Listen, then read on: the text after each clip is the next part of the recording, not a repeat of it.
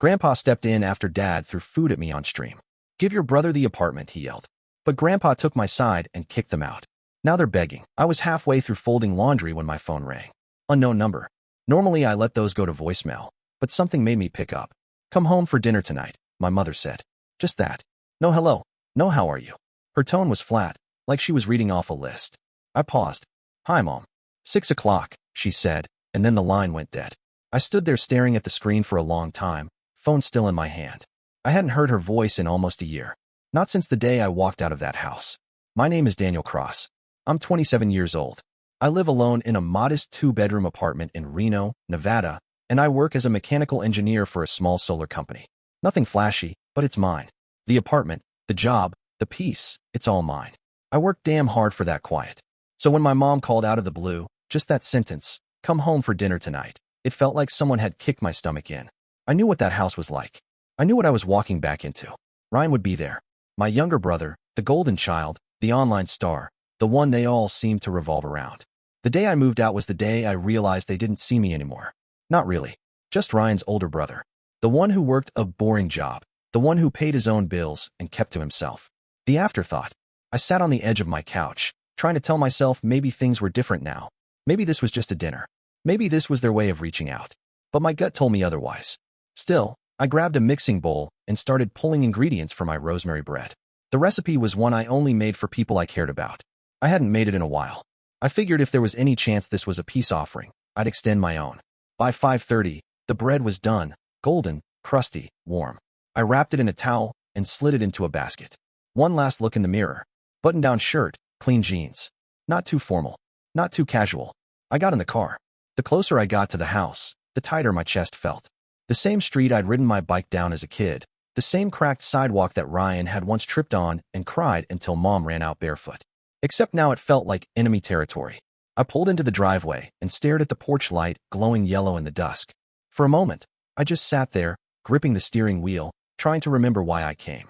Then I picked up the bread basket, stepped out of the car, and walked toward the front door, still not sure if I was welcome or walking into something else entirely. The door creaked open before I could knock. Ryan stood there with a camera in his hand and a smug smile on his face. Well, he said. "Look who finally decided to come home." He was holding his phone sideways, filming. "Great." I gave him a nod and held up the basket. "Brought rosemary bread." Ryan turned the phone on himself. "My big brother Daniel just showed up, and look, he brought bread. Like, actual homemade bread. This is going to be a wholesome dinner, folks. Stay tuned." He pivoted to let me in, and I stepped into what used to be the dining room. Now it looked more like a budget film set. Tripods, ring lights, a little lapel mic on Ryan's collar. And in the middle of it all, the dining table, still the same one we'd had growing up, now surrounded by a mess of cables and charging bricks. "Just ignore the gear," he said, waving me through like a tour guide. "Gotta keep the followers fed." I bit back a response and walked toward the kitchen. The smell hit me first: roasted chicken, garlic mashed potatoes, buttered green beans. The kind of meal we used to have on holidays. It didn't match the vibe at all. My parents were already seated. Dad had a glass of wine in front of him, looking stiff in a collared shirt I hadn't seen since my high school graduation. Mom sat at the head of the table, hands folded neatly in her lap. "Hi, Daniel," she said. Her voice was even, polite. Too polite. "Hi." I set the bread down in front of them. "Still warm." Dad nodded. "Thanks." We all stood there awkwardly for a second until Mom motioned to the chairs. "Let's sit." Ryan stayed standing, fiddling with his camera angle. "Okay, so I'm going to be streaming this. Just dinner vibes, nothing dramatic. Just be yourselves." I glanced at Mom. "You're okay with this?" She didn't meet my eyes. "He's building a following. It's harmless." I bit the inside of my cheek and sat down. Dinner started quietly. The chicken was good, really good, but no one commented on it. They asked me basic questions. "How's work? How's the apartment? Are you still driving that same car?" I answered, short and polite, but their eyes kept flicking toward Ryan's phone, watching the chat roll in. I saw little flashes of text on the screen. "LOL, this is awkward. Is the older bro married? Bread boy seems tense." Ryan chuckled at one and turned the camera toward me. "Dan, someone wants to know if you're single. Tell them I'm not interested," I muttered. He laughed like it was a joke, but no one else at the table smiled. Every bite of food felt heavy. Every clink of a fork felt louder than it should have. The camera never stopped rolling, and I couldn't shake the feeling that I wasn't there as a guest. I was there as content. Still, I sat there and smiled when I had to. I told myself maybe this was just how families worked now. Maybe I was the one who didn't get it. But in my gut, I knew it wasn't that. Something was off. Very off. And we hadn't even gotten to dessert. We were halfway through dinner when it happened. Dad set his fork down. That was my first warning. He always did that before launching into something serious, something rehearsed. He took a sip of wine, wiped his mouth with a cloth napkin, and looked straight at me. Daniel, he said, voice calm, too calm. It's time you let Ryan use your apartment. I blinked. What? He needs a creative space, Dad continued. Something with more flexibility. Quiet. Better light. Ryan snorted, not even trying to hide his grin. Dude, imagine what I could do with a real place. Studio setups, live streams, podcasts, even brand deals. It would be next level. I stared at them, not sure if I'd heard right. You want me to give him my apartment? Loan it. Dad corrected, like that made it better. Temporarily. Just until he gets some bigger sponsors locked in. No, I said flatly. That's not happening. Ryan leaned back in his chair, still smirking. Come on, man. You barely even decorate. What do you need all that space for? Work and sleep? I turned to Mom. She looked down at her plate, cutting a green bean with quiet precision. Not a word. You know how hard I worked to get that place, I said. I saved for 5 years. I didn't ask for help. I made it mine. Dad's face hardened. And who paid your bills when you were in college? Who helped you get through those years while you figured yourself out? I felt my jaw tighten. I worked. I took loans. You chipped in for groceries now and then. That roof over your head didn't pay for itself, he snapped, the softness in his tone gone now. And now it's time you give something back. To Ryan? I asked, my voice rising before I could stop it. He's been living here rent-free for years. You're telling me I owe him? You don't get it, Ryan cut in, like I was the child in the room. This isn't about old grudges. This is about opportunity. I'm gaining traction. People are watching. And I can't grow when I'm stuck recording in a bedroom next to Dad snoring. That got a laugh from Mom. She quickly covered it with her wine glass. I pushed my chair back an inch. My hands were trembling, but I kept my voice low. I'm not giving up my home. Not for a live stream. Not for views. Not even for you. Dad shook his head slowly. Selfish, he muttered. Ungrateful. My stomach turned. Excuse me. All these years under this roof, eating our food, using our water. And now when your brother needs a leg up, you can't even offer him a place to sleep? I looked at all of them. Ryan still smirking, Mom still silent, Dad glaring like I'd insulted him personally. That's when I realized this wasn't some offhand suggestion. This was the plan. They brought me here to ask for something they already assumed I'd give. But I wasn't the same kid who used to say yes just to avoid the fight. Not anymore. The room went dead silent. No one said anything for a few seconds. The only sound was the hum of Ryan's ring light still buzzing in the corner. Then Dad slammed his hand down on the table so hard the silverware rattled. His wine glass tipped slightly but didn't fall. That apartment exists because we carried you through your 20s, he growled. And now your brother, who's doing something with his life, needs a boost. And you what? You say no? You think you're better than us because you have a lease? I didn't say I was better, I snapped. I said it's mine. I worked for it. You worked? He scoffed.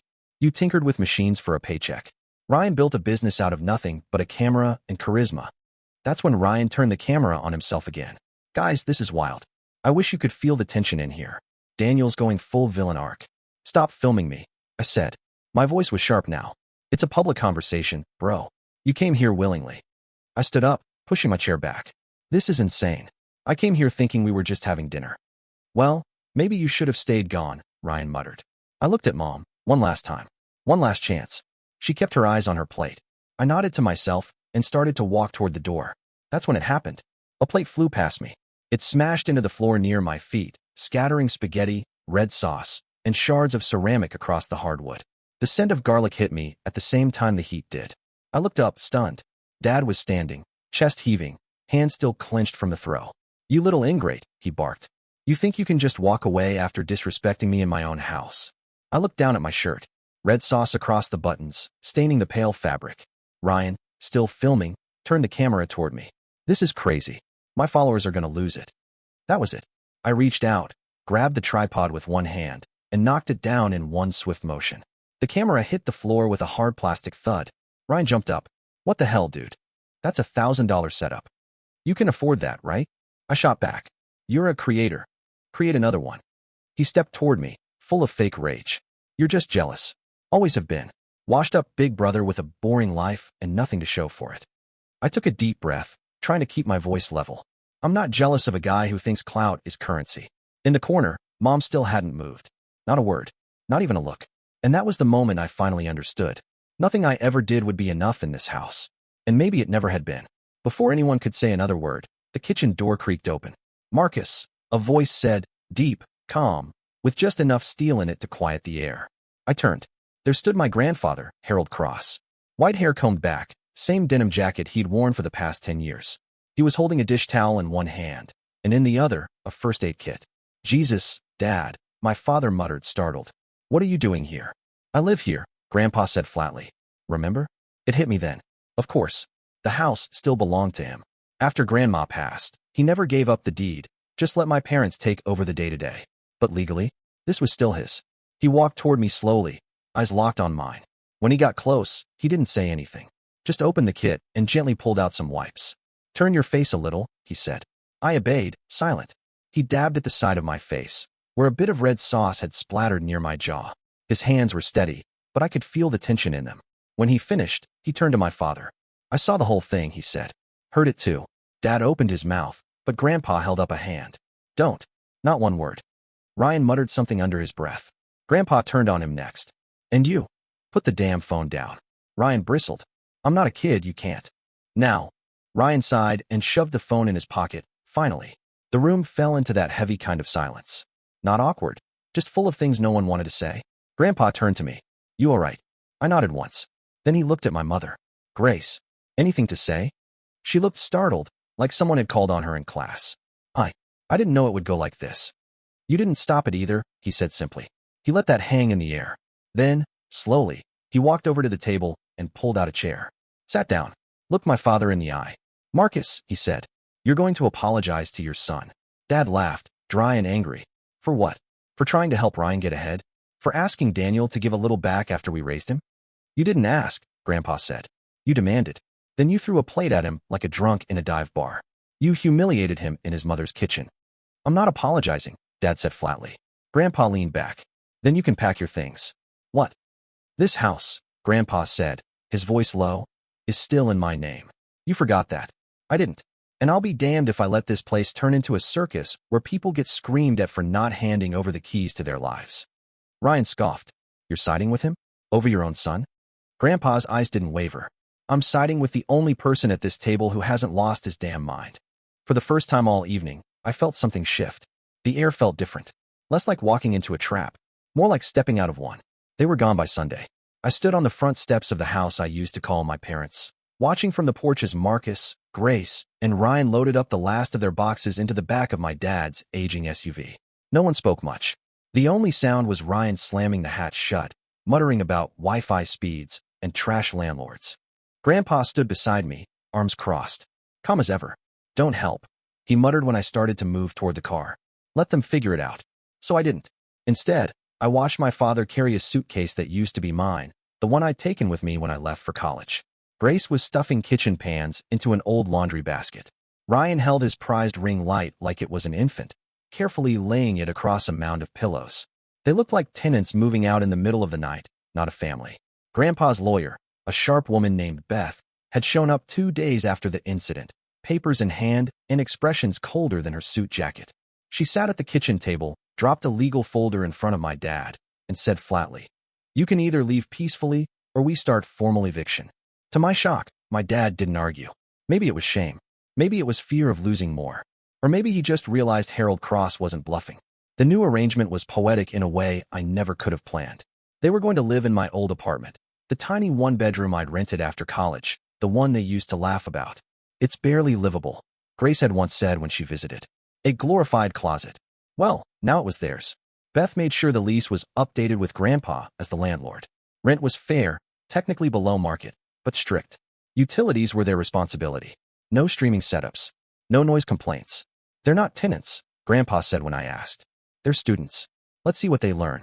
That first night after they moved out, the house was quiet. Peaceful in a way I hadn't felt since I was a teenager. I sat with Grandpa at the kitchen table. No cameras. No accusations. Just 2 mugs of tea and the smell of rosemary from the bread I'd baked the day before. "Didn't expect you to go that far," I said. He sipped slowly. "Fairness doesn't come from letting people trample over you. It comes from showing them the line and meaning it when they cross it." I nodded, the warmth of the tea spreading through me. He looked over at me, eyes soft. "You're not crazy, you know." For walking away before. For being angry. I just didn't know if I belonged here anymore. You didn't, he said. Not with them running it. He paused, then added, but you do now. And somehow, that meant more than any apology ever could. It was late afternoon when I heard the banging. Not a knock. Not someone trying to get attention. Banging, fist to wood, hard and angry. I looked up from the couch, heart already thudding, and saw Grandpa glance toward the door without flinching. Then came the voice. Open the door. I stood and walked to the window, just enough to peek. My stomach dropped. It was my dad. He was pacing on the front porch, red-faced, breathing like he'd run here. Except we both knew he hadn't run anywhere in years. His hair was wild, his shirt untucked, and in one hand, he was holding a red gas can. I froze. Grandpa rose slowly from his chair, calm as always. Stay inside, he said. Should I call someone? I asked, already pulling out my phone. Yes. I dialed. My fingers didn't shake until I had to press send. Outside, Marcus pounded the door again. You stole my life, he shouted. You think you can humiliate me? Throw me out like garbage? Grandpa opened the front door. Not wide, just enough to stand in the frame. Marcus, he said evenly. Put the gas can down. This is my house, Dad spat. You handed it over to that ungrateful little. You were a guest, Grandpa said. And now your invitation's over. Ryan appeared behind him, phone out, camera already rolling. Dad, you're live, he said cheerfully. Might want to tell the people what you're planning to do with that. Even through the door, I saw Marcus freeze. Then he looked between Grandpa, the gas can, and Ryan's phone. Shut that off, he barked. Ryan didn't. Say it again. You stole my life, he mocked, grinning. This isn't a joke, Dad shouted, waving the can. You all think this is funny? You think throwing me out fixes everything? I gave everything to this family. Grandpa didn't budge. No, you took. And when you didn't get more, you threw a tantrum. Dad's eyes flared. He raised the can and started unscrewing the cap. I swear to God, I'll. That's when the sirens came. 2 squad cars rolled up fast, tires crunching on the driveway. Officers jumped out. One had his hand on his holster. The other called out loud and firm. Sir, put the container down and step back. Marcus froze again. Ryan turned the phone on himself. My dad's getting arrested, he whispered, trying to sound serious, but clearly loving it. Marcus looked like a man waking from a bad dream. He blinked, stepped back, and placed the can on the porch. The officers moved in. They cuffed him right there. The neighbors had already gathered, some standing in yards, others filming from porches. Whispers rose up like steam. Is that the Cross kid's dad? What's he doing with gasoline? Is this on live stream? The cops guided him to the cruiser, still yelling about betrayal and injustice, but the door shut on his voice like punctuation. I turned to Grandpa. He looked tired. Not shocked. Not angry. Just tired. And somehow, that made it all feel even heavier. The arrest made the news. Not front-page national drama, but enough for the local Reno segment to cover it. Man arrested in domestic disturbance involving flammable liquid. The video Ryan streamed before the police arrived got clipped and re-uploaded all over the place. Within 48 hours, it had 1 million views and counting. By the end of the week, Marcus was released on probation, with a court-ordered restraining order. He couldn't come within 200 feet of Grandpa's house or mine. The irony was thick. The man who once accused me of selfishness now couldn't legally speak my name without risking jail time. Ryan's channels didn't survive either. Once the gas can video went viral, the platform started pulling the plug. Sponsors dropped him overnight. Twitch suspended his account indefinitely for violating community safety standards. YouTube demonetized him. Even the energy drink brand that used to send him cases every month ghosted him. He posted one final video, a shaky, angry selfie rant in a parking lot. My family destroyed me. My career. Everything I built. All because my brother couldn't handle being irrelevant. The comments weren't kind. Grace, she didn't say much publicly. But one morning, about a week later, she showed up at the porch. Not to argue. Not even to ask for help. She just cried. Grandpa let her in. Made her tea like he always did. She sat at the table, hands shaking, and said, "He's not the man I married. I think he hasn't been for a long time." "I think you always knew that," Grandpa said gently. She didn't deny it. I stayed quiet. Let them talk. But when she finally turned to me, eyes red and full of years of avoiding the truth, she asked, "Can't we just fix it somehow? Help him, please?" Grandpa stood before I could answer. "Grace," he said firmly, "you spent 20 years covering for a man who used his sons like stepping stools. Marcus doesn't need fixing. He needs consequences. And so do you." That shut her down. She left without finishing her tea. Later, I stood in the kitchen with Grandpa, washing dishes.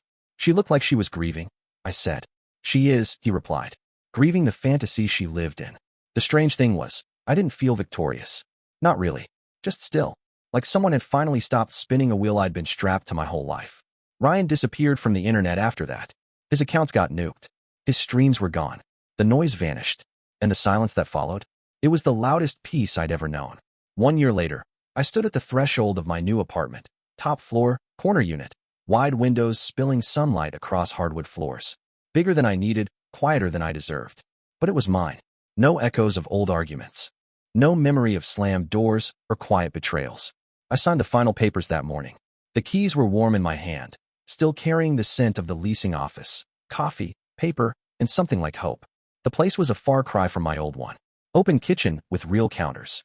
A spare room I'd turn into a workshop. A living room that didn't feel like a box. There was space to breathe here. Not just physically, emotionally. The movers had just left. I leaned against the kitchen counter, cracked open a soda, and let the quiet sink in. It felt good. Not triumphant. Not like I'd won anything. Just good. Ryan had disappeared into digital silence. No new accounts. No comeback. Last I heard, he'd moved 2 towns over, working part-time at a camera store. The irony wasn't lost on me. He used to brag about being platform-proof. Turns out, reputation still matters. Grace stayed in that cramped apartment for a few months before moving in with her sister in Carson City. She sent one email, short, cold, nothing beyond logistics. Marcus. Well, probation kept him quiet. The last time I saw him was in court, standing behind his lawyer, eyes hollow. He didn't even look at me. I didn't need him to. Some endings don't need speeches. But through it all, Harold was still there. We kept our rhythm, Saturday mornings, black tea with lemon, quiet conversations at the kitchen table. Sometimes we talked about work, sometimes about life, sometimes about nothing at all. He never pried. Never poked at wounds just to see how deep they went. He was just present. And for the first time in my life, I realized that was enough. You settling in all right? He asked me over tea one weekend, standing in the middle of my half-unpacked new living room. Feels strange, I admitted. I keep waiting for someone to ask me for something.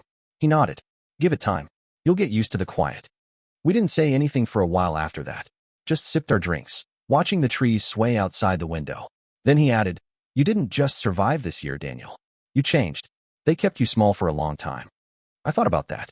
About all the ways I'd made myself smaller just to fit into that family. To keep the peace. To not be a burden. But now I took up space. And it felt right. I don't know what I'm doing, I said honestly.